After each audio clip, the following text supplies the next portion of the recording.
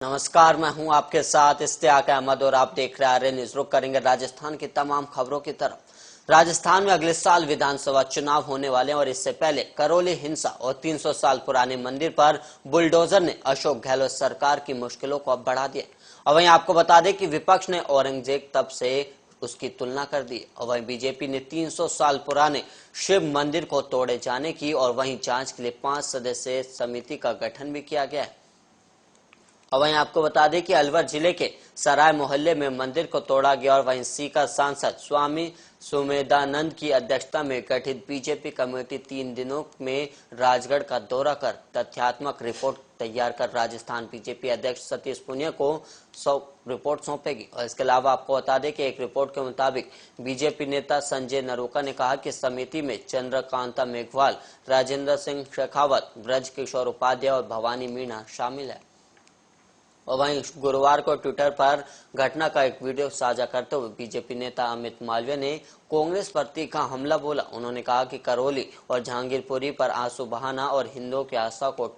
ठेस पहुंचाना ये कांग्रेस की धर्मनिरपेक्षता है। और वहीं आपको बता दें कि एक अन्य ट्वीट में अमित मालवीय ने आरोप लगाया कि 18 अप्रैल को बिना कोई नोटिस जारी किए प्रशासन ने राजस्थान के राजगढ़ कस्बे में 85 हिंदुओं के पक्के घरों और दुकानों पर बुलडोजर भी चलाए हैं।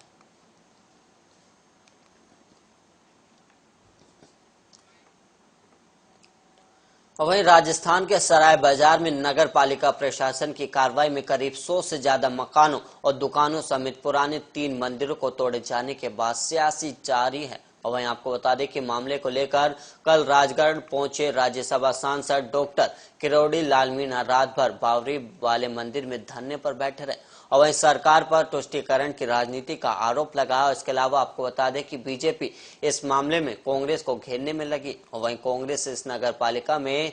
बीजेपी वोट की कार्रवाई बता रही है। वहीं आपको बता दें कि इस मामले में महंत प्रकाश दास ने थाने में एसडीएम केशव कुमार मीणा और नगर पालिका के अधिशासी अधिकारी बनवारी लाल मीणा के खिलाफ धार्मिक आस्था को चोट पहुंचाने का मामला दर्ज करवाया। और वहीं इस पूरे मामले के सुर्खियों में आने के बाद सांसद किरोड़ी लाल मीणा भी राजगढ़ पहुंचे और वहीं गहलोत सरकार पर तुष्टीकरण की राजनीति का आरोप लगाया। और उन्होंने साथ ही सांसद किरोड़ी लाल मीणा ने बाजार और मंदिरों पर हुई कार्रवाई को देखा और लोगों से जानकारी ली और वहीं दोषियों अधिकारियों के खिलाफ कार्रवाई की मांग को लेकर बावड़ी वाले मंदिर में धरने पर रात भर बैठे रहे।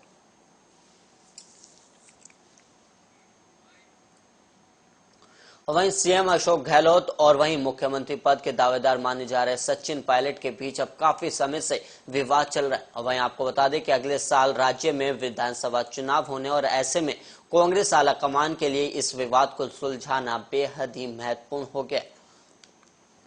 और वहीं सूत्रों के मुताबिक इस विवाद को निपटाने के लिए हाल ही में दोनों नेताओं से सोनिया गांधी ने चर्चा की थी और वहीं आपको बता दें कि पार्टी के शीर्ष नेताओं के बीच विवाद का असर विधानसभा चुनाव में भी देखने को मिल सकता है। और वहीं पंजाब चुनाव में इसका असर देखने को भी मिला था और यहां तत्कालीन मुख्यमंत्री अमरिंदर सिंह और नवजोत सिंह सिद्धू के बीच विवाद की चर्चा आम हो गई थी और बाद में अमरिंदर ने कांग्रेस छोड़कर दूसरी पार्टी बना ली। और वहीं आपको बता दें कि पंजाब में हुए चुनाव में कांग्रेस पार्टी को करारी हार का सामना करना पड़ा था और वहीं ऐसा राजस्थान में ना हो इसलिए पायलट ने कांग्रेस के अंतरिम अध्यक्ष सोनिया गांधी के साथ विचार विमर्श किया और इसके बाद से पर्याप्त संकेत मिल रहे हैं कि कांग्रेस राज्य में सत्ता बनाए रखने और 30 साल का रिकॉर्ड तोड़ने के लिए प्रदेश नेतृत्व में बड़ा बदलाव भी कर सकती है।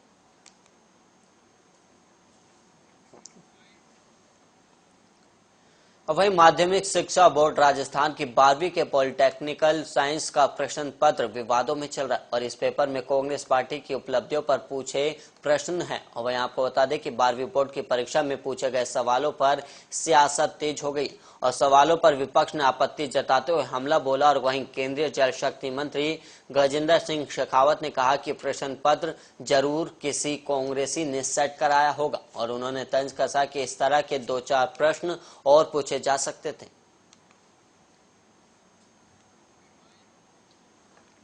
और वहीं राजस्थान में अगले साल होने वाले विधानसभा चुनावों को लेकर चुनावी मोड में चल रही बीजेपी ने आदिवासी बाहुल्य सीटों पर भी जीतने के लिए रणनीति बना ली और इसके लिए जनजाति मोर्चों को पूरी तरह से मुस्तैद भी किया जा रहा है। और वहीं आपको बता दें कि शनिवार को त्रिपुरा सुंदरी बंसवाड़ा में बीजेपी जनजाति मोर्चा की प्रदेश कार्य समिति की बैठक होने वाली और वहीं इसमें पार्टी को मजबूत करने और आदिवासी क्षेत्र में चुनाव कैसे जीता जाए इस पर भी चर्चा होगी।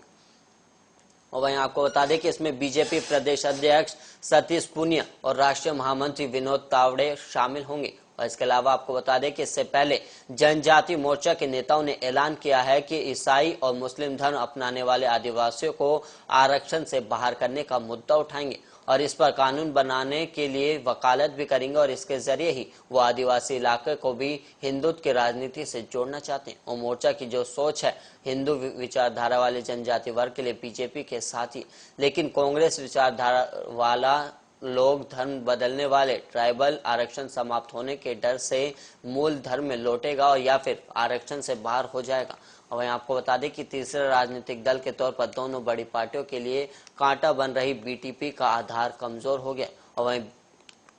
आपको बता दें कि बीजेपी का मानना है कि कम्युनिस्ट पार्टियां भी यहां बीटीपी को फंडिंग कर रही है। और वहीं भरतपुर संभाग मुख्यालय के एसीबी कोर्ट ने रिश्वत मामले में एक बड़ा फैसला सुना और वहीं सुनवाई के दौरान सवाई माधोपुरा में तैनात income tax officer Kirori Lal Meena और निजी लेखाकार को रिश्वत लेने के मामले में करीब 4 साल कारावास की सजा सुनाई गई है। और वहीं आपको बता दें कि 40 हजार रुपए का अर्थदंड भी लगाया गया और वहीं सजा सुनाने के बाद दोनों को केंद्रीय कारागार सेवर भेज दिया गया। और इसके अलावा आपको बता दें कि यह मामला सवाई माधोपुरा में 20 मार्च 2009 का बताया गया। वहीं एसीबी की टीम ने कार्रवाई करते हुए किरोड़ी लाल मीणा और निजी लेखाकार को करीब 35,000 की रिश्वत लेते हुए रंगे हाथ गिरफ्तार किया गया था।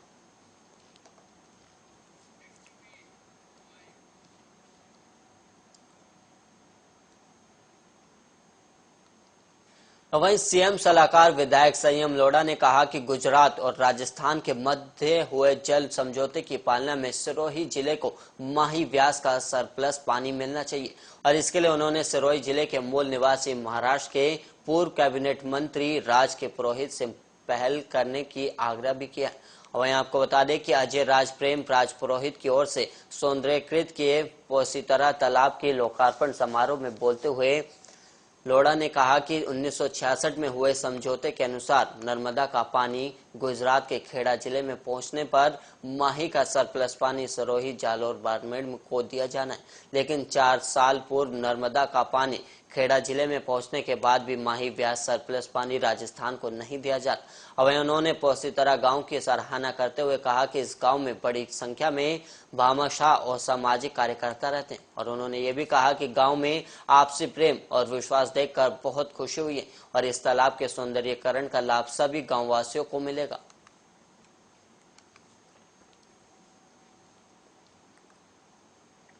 वहीं अखिल भारतीय विद्यार्थी परिषद इकाई गंगापुर सिटी की ओर से डानी डानी सकोरा अभियान की शुरुआत की गई है और वहीं एबीवीपी के बेजुबान पक्षियों की सुरक्षा और संरक्षण को ध्यान में रखते हुए पक्षियों के लिए परिंदे लगाने का अभियान भी शुरू किया गया और इस अभियान के तहत इस भीषण गर्मी के मौसम में पक्षियों के लिए परिंदे लगाकर दाना पानी की व्यवस्था भी की गई है। और वहीं आपको बता दें कि एबीवीपी जिला संयोजक सीताराम गुर्जर ने बताया कि भीषण गर्मी के मौसम में परिंदे लगाकर पक्षियों के लिए दाना पानी की व्यवस्था करना जीव मात्र के कल्याण और पुण्य का काम है।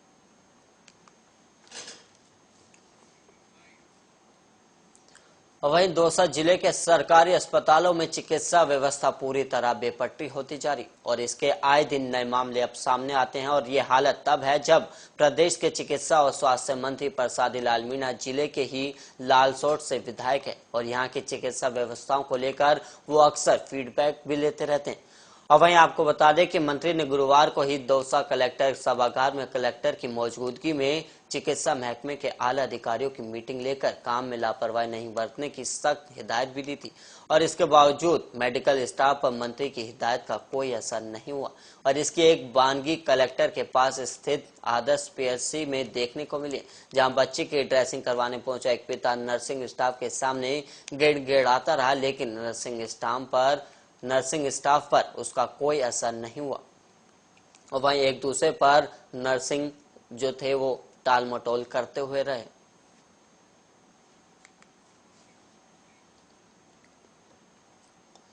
और वहीं संयुक्त अरब अमीरात से जयपुर पहुंचे एक व्यक्ति को प्राइवेट पार्ट में छिपाकर सोने की तस्करी के आरोप में गिरफ्तार किया गया। और वहीं आरोपी अवैध तरीके से करीब 791 ग्राम सोना अपने मलाइशिया में छिपाकर ले जा रहा था। और वहीं आपको बता दें कि एक अधिकारी ने बताया कि एयर अरेबिया की उड़ान से यहां पहुंचा यात्री अपने व्यवहार से संदिग्ध दिख रहा था और इसके बाद उसकी तलाशी ली गई और उन्होंने बताया कि तलाशी के दौरान संदिग्ध यात्री के मलाइशिया में 3 पारदर्शी कैप्सूल में छिपाए गए सुनहरे रंग के दाने मिले। और वहीं अधिकारियों के मुताबिक बरामद सोने का वजन करीब 791 ग्राम है, जिसकी कीमत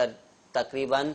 43 लाख रुपए आंकी गई। और वहीं कस्टम अधिकारियों ने बताया कि आरोपी यात्री से इस सोने को लेकर पूछताछ हुई, जिसमें आरोपी ना तो कोई दस्तावेज दिखा सका और ना ही कोई संतोषजनक जवाब दे सका, जिसके बाद कस्टम विभाग ने कस्टम अधिनियम 1962 की धाराओं के तहत आरोपी को गिरफ्तार कर लिया और सोने को जब्त भी कर लिया है।